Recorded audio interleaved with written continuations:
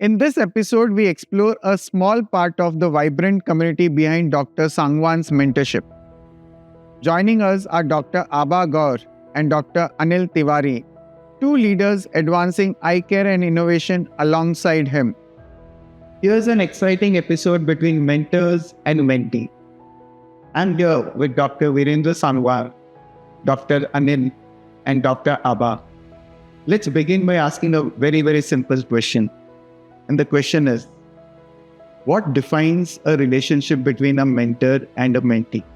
It's a relationship between self-understanding, and your mentor brings out the thing which you don't know. Mentors else your hand and bring it, show you the world of science, show you the world of clinic, and what we call it the mentor. Mentor brings the best out of you. What I personally feel. So while we were having this conversation off the camera, you mentioned that the mentors bring the best out of you, where you yourself may not have known your capability or potential. And that's what a mentor's role is. Exactly. Dr. Sangwan, Yes, absolutely. As I said that, the elephant does not know how big power they have. They can't look at their legs. Okay. So, Dr. Abha, a couple of examples that you want to call out that brought the best out of you because of Dr. Sangwan. Yeah, so though I have been in clinics for quite some time now, I was not somebody who really believed that I could write or publish research papers. Yeah, so I was told you have to do this and I would no, I will not do it. But he believed, he gave good feedback, and now I do it. And I do it quite often, much more than what I used to. So that is somewhere he saw that, yes, she can do it, where I did not believe I could. Mm-hmm. So, where do you find time between those conversations that you think are of the professional role and more personal to get the best out of your conversations? Coffee, lunch, okay, and parties, which we do it at birthday parties or celebrations after publishing paper or that. Mm-hmm. And Dr. Sangwan is always approachable. You can just go and discuss. You don't have to find. You have to just go and approach him. I want to pick this word on approachable, right? We in the country have many mentors and mentees. And in the previous episode, Doctor, we were speaking about the hierarchical structure that many medical institutes have. And we all know it's very important to be approachable. How do you want to make this thought inserted among mentors also in the country, on the camera? See, I think it may be difficult for most people if they don't understand themselves. Mm-hmm. I am very particularly aware that if I create an invisible wall between me and my patient or me and my mentees, it's not going to work. So very important to dismantle that invisible wall and make yourself available. Example, I give my cell phone to all my patients who want to have it. Mm-hmm. And I feel that is a very powerful way of practicing, because that way you feel connected with your patient. They feel that, okay, my doctor is available to me. Okay. So you mean to say you share your mobile numbers with your patients. And when you talk about this invisible wall, it's all about culture, right, doctor? That in today's corporate world, we say the managers don't have cabins, right? Their cubicles are open. And between mentors and mentee, there are these where we don't have invisible walls, or we don't have walls. Why we don't have walls, right? There are certain conversations that are necessary to have, or necessary only to have between one mentee and mentor. That openness, if it's there, it may create ripples. Do you believe so or not? Yes, I do believe, because see, if you know how to have a conversation, whether one-on-one or is it in a group. Right. So there are things that you do in a group. So you eat together, you drink together, right, you have party. Mm-hmm. But if there are issues that you spot, you should discuss one-on-one in absolute confidence. Right. Okay. So, Dr. Anil, some of those learnings that you've got, you being a scientist, right, and among ophthalmologists, you being treated from an examples that you want to call out, that it's an open culture. It's a culture where you are at your career best and you are doing really differently great. Do you want to call out certain couple of examples with Dr. Sangwan and Dr. Abha? Yes, definitely. Now I can say that, see, when we as scientists join an institute, we just get a lab, Right. which is well furnished and everything. When I joined here, I got 2 departments. Wow. Okay. I was not aware that I have an instinct of designing civil engineering or something like that, understanding the concrete fabric like flooring, marble. But after that, it helped me. And there are 2 departments, Ashutosh Center for Stem Cell and SP, short panels for Center for Ocular Regeneration. Which was something which... One minute. He's saying, when he came to join me, he said, sir, where is the lab? I said, wo to banayenge na abhi saath mein. Okay. Yeah. So that is what he's talking about. Understood. That we made the lab together. Yeah. And now we have 2 different labs. So these are 2 different labs that we have made in last 3 years. Very few people get such opportunities. Yeah, completely agree. It's totally a new experience. And I must say that people appreciate it. I may not realize it, but they said, oh, you have done something good. They approach me. Mhm. I said, oh, I really did good. And it, So, doctor, there's something that creation from grounds up. And you met him for the first time and आपने कहा कि ये तो हम बनाएंगे. वो आपको confidence उस पे या डॉक्टर अनिल जी पे आया कैसे या किसी मेंटी पे आता कैसे? आई थिंक मुझे जब ये इटली में मिले थे, एक बार हम किसी कॉन्फ्रेंस में थे, तो वहाँ पे इसने कहा कि सर मुझे वापस आना है. मैंने कहा वापस आएगा तभी जब तेरे को ग्रांट मिलेगी, और मैं तभी लूँगा जब तेरे पास ग्रांट होगी, क्योंकि मेरे पास कुछ नहीं है उसके अलावा. तो उस टाइम से पहले मैं ट्राई कर चुका था ये लैब बनाने की, बट वो हो नहीं रहा था. फिर कोविड आ गया. So when I gave him an idea कि आप वीकेसी पे लिखो, इस पे ग्रांट मिल सकती है हमें. तो इसने लिखी, वो ग्रांट मिल गई 5 साल की, गवर्नमेंट ऑफ इंडिया की, बहुत अच्छी प्रेस्टिजियस. जब ये वापस आया तब तक भी हमारा काम स्टार्ट नहीं हुआ था. तो मैंने कहा भाई ये इसने काम करना है, लैब इसके साथ मिलकर ही बनाएंगे ना, so that he can own it more than I can own it. And since he is building his own future, I am only in the background. And so I keep telling, भाई अपने लिए बना रहे हो, मेरे लिए नहीं बना रहे हो. I think this is huge respect, Dr. Anil, that Dr. Sangwan, by nature, allows any colleague to rub shoulders there. And how important it has been with his support in the medical community for you to make your voice heard. oh, that has been tremendous help from, like, as you said, brother, the shoulder. He actually puts you wherever it's to show the picture, he puts you in front. And but he is all supports from the back, like, so he supports you that you don't fall. So when I started doing, I was just a simple researcher. After that, when I started speaking at conferences and publishing, the people started recognizing. For example, take it short. All clinicians are working. They are seeing a different perspective. They respect that we are trying to understand and make a difference in the patient management and other things. Best example is Dr. Amma, who was doing very beautiful practice and very successful practice. But that interaction has led to very good projects which have been successfully funded and created, like, now clinicians know me also. Although I'm a scientist, but in the medical field also, many clinicians know me. Oh, there is Dr. Anil Tiwari, who is working in Dr. Shroff Charity Hospital with Dr. Sangwan and Dr. Ram. So I can give you another example. There was a recent meeting wherein Dr. Sangwan had a presentation and I was not there. I came for a short period and then I came back. So he presented something on liquid cornea, which is his project, with all of us. Yes, with all of us. So and I was not there, but he presented that and he says, so the surgeon is Dr. Abha. So I'm not there. He didn't have to do that. Right. But then I got enough messages to tell me that, see, he's standing there also, is trying to project you. So that is one example of how he lets you be his equal. Dr. Abha, do you believe that there is this silent force of Dr. Sangwan, a mentor, where he may not be around while you may be treating your patient, but you know that that force is with you while you are treating patient? Yes, that is very true because so I got into a very new branch of cornea specifically after him coming here, which was ocular surface. And I know I can call him to ask him what am I supposed to do now, but I still have that thing behind me. What would he have done? Even if I have to say there's nothing that's going to come out of it, I will still give the patient hope because I know he would have probably said that. So do you think the way exactly how he thinks? I don't think so. I will get there in future. Do you want to get there? Hopefully, yes. Should she get there, doctor? 2035 and beyond, same be like that.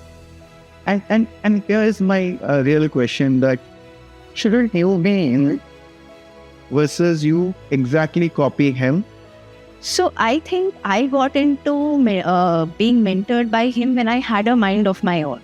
I know, but then I now realize maybe I was resisting in the future to change, but then over time I see that maybe this method is not wrong.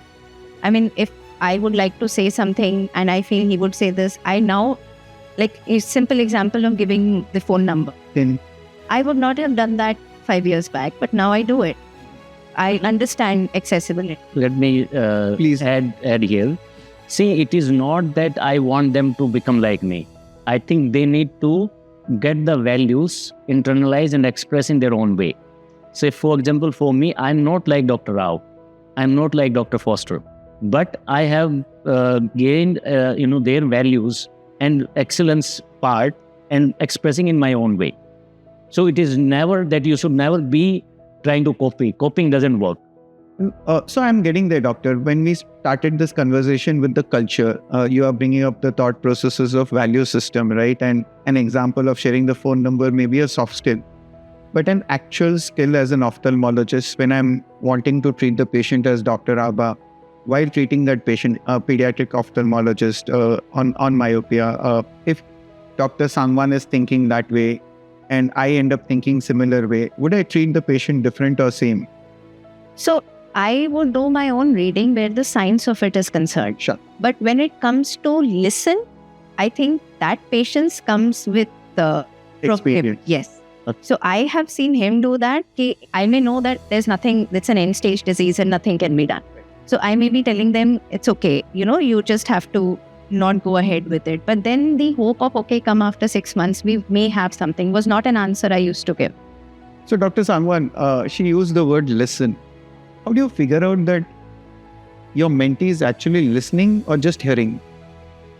I don't know. I mean, it's very difficult to know. But if they are able to implement some of the ideas that we discuss, that means they are imbibing those values. And how do you close the feedback loop? I always have a specific mechanism that if I see certain things in behavior, good or bad, if it is good, I will acknowledge them publicly. If there is something that I want them to change, I will talk to them alone, one-on-one. And I think this works very effectively, and that makes them realize that he is interested in my betterment. I'm not interested in insulting them or, belittling them in their approach. Dr. Anand, this feedback loop that I'm talking about, and I'm sure you would get loads of feedback, right? And do you make notes? Do you connect the dots? How do you handle all this feedback? Because at the end of the day, it will culminate into some kind of a publication, some kind of a grant, some kind of a betterment for your lab, some kind of better learning and conversation among all the clinicians of Dr. Straub's clinic. So how do you handle all of these? So basically, yes, I do make notes of all the feedbacks at the same time, whether it's be personal or scientific, which is given. Because see, the good part of Dr. Sangwan is that he sometimes, I personally believe that he gives feedbacks, even he doesn't realize that it has the potential to make a lot of grants or papers out of that. He says that I do talk to freely to everybody. Whoever takes and does, that is their karma and they are doing it good. So it has resulted in, for example, the VKC was best example. I was talking about phone. What should I do? He said, write on vernal keratoconjunctivitis and stem cells. I don't even know the name of the disease. I asked him, can you type and send it to me? It resulted in a good grant for 5 years from Government of India. Similarly, for keratoconus and other diseases, it has resulted. And the best was that when he was giving feedback for making the department. So I definitely take... But at the same time, I do not actively go after and force my feedback. Unless you seek, if you feel the need, then only I'll talk. Unless it is something very big item, I feel strongly, then only I'll call you and tell. Otherwise, I normally don't do it. So that's freedom. Yeah. That's right. And how do you ensure as mentees that you are driven with the thoughts that he has? So actually, maybe it also comes with respect, because you don't want to face him with having to tell him, no, I haven't done that. Yeah. So I don't want, you can obviously say this is not something I'm interested in, but I think looking up, most medical students have that thing that I will not come up and say no. Yeah, you have to have some. Yeah, but something that I want to ask both of you, that many of my residents and fellows tell me that, sir, you know that you're unique. I said, no, but I don't know I'm unique. I think I'm normal and this is how I am. So I don't know what is unique about me. So in last 5-7 years, maybe I started reflecting, is it really something different? So I don't really know that what you people see and how you perceive me. I don't really have... That's similar, no, Dr. Doctor, in that he may not know his potential. True. As we were talking about the barrier, like there is a hierarchical barrier you go many places. Right. Him is approachable. The word approachable means a lot when we talk about Dr. Sangwan. Can go for everything. And that is what I see makes him very different from other. People, if you are not approachable, people will not understand you better. Oh, completely agree. To all the mentors and mentees who are listening to this web series, let me call this out. We requested Dr. Sangwan, sir, आपका आधा घंटा मिल सकता है क्या? He understood the whole philosophy in which we want to drive this conversation. He said, for the betterment of clinicians in this country, it needs to be much more than half an hour, and let's do this better. Exactly. I think better is equal to Dr. Sangwan. I think every time, every patient that's being treated, he talks about how can it be better. Every situation, he wants to figure out how it can be better. So I want to come back to the same thought that, sir, आपका potential, right? Mentees को बेहतर पता है. I think we are blessed to have Dr. Sangwan as a mentor, that I'm sure you would be resonating the similar thought. But if there's a candid moment that all other ophthalmologists listening to you should know, between a mentor and a mentee, not necessarily Dr. Sangwan and you as mentee, but between a mentor and a mentee, one candid moment that you think should be called out for young ophthalmologists and mentors to know that this is the difference, that 14 years of your work in Dr. Strauss Hospital, right? And you've gone to US, you've come back, and a lot of doctors, clinicians you may have met as well. You want to call out one candid moment between a mentor and a mentee, which is very important for all of them to know. So candid moment, maybe I'm not getting it right. Is it something that it's not only ophthalmology that he mentors on? He will be talking about exercise. He has made us run. When he came, we did a lot of marathons, etc. And he pushed us in the right direction. We may not have kept up with running per se, but then fitness became a part of most of us. So it's not just ophthalmology or science. There is a lot, like I know we've gone to Nehru Park early morning to run. So that is how you connect with saying that, okay, I'm not just giving you work, I am bettering you on the whole.